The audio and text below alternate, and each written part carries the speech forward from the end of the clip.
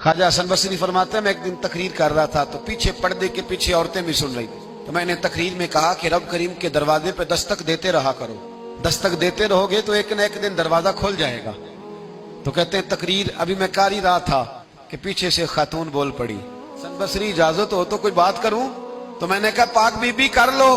कहने लगी क्या दर्श दे रहे हो कि अल्लाह के दरवाजे पे दस्तक दो कभी न कभी खोल ही जाएगा। कहा हाँ। कहने लगी मुझे ताज्जुब हुआ है तेरी बात सुन के। आपको क्यों ताज्जुब हुआ? कहने लगी वो खातून मार्फत इलाही के उस मकाम पे थी। कहने लगी हसन बसरी पहले ये बता रब करीम का दरवाजा कभी बंद भी हुआ है?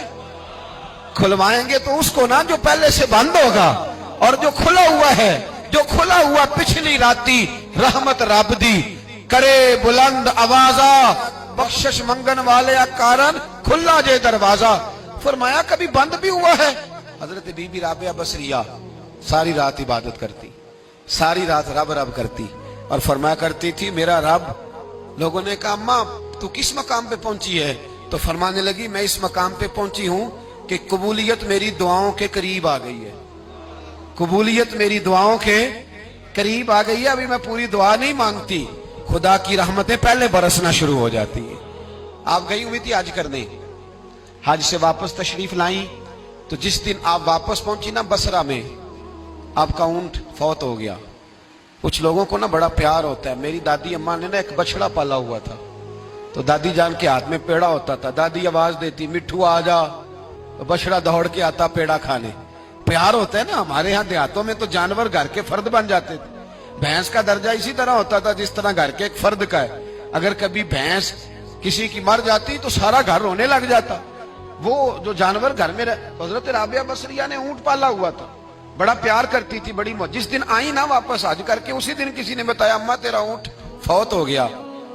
तो घोड़ा दौड़ा के घर आई, कहा जी फौत हुआ है? कहा। तो ऊंट के सराहने खड़े होकर दुआ मांगने लगी।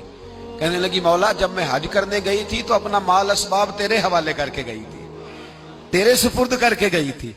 और मौला जो तेरे सुपुर्द करे तू तो उस पे रहमत करता है, तू तो फजल करता है। अभी दुआ मांग ही रही थी, हर मुश्किल दी कुंजी यारो हाथ मर्दा दे आई। अभी दुआ मांग ही रही थी, एक आदमी चिल्लाया, कहने लगा अम्मा जी लोगों को गलत फहमी हो गई है, ऊंट मरा तो नहीं, वो तो जिंदा है, वो तो पैर ही ला रहा है। ऐसे ही गलत फहमी हो गई, सोया होगा, बेहोश हुआ होगा, जिंदा है। जनाब राबिया बसरिया रहमतुल्लाह ताला अलैहा सजदे में गिर गई, फरमाने लगी ऊंट जिंदा था या मुर्दा था, एक बात सच्ची है कि मेरा रब बड़ा करम फरमाने वाला है, मेरा अल्लाह बड़ा गफार है, मेरा रब बड़ा मेहरबान है, वो बड़ा ही रहमत करने वाला।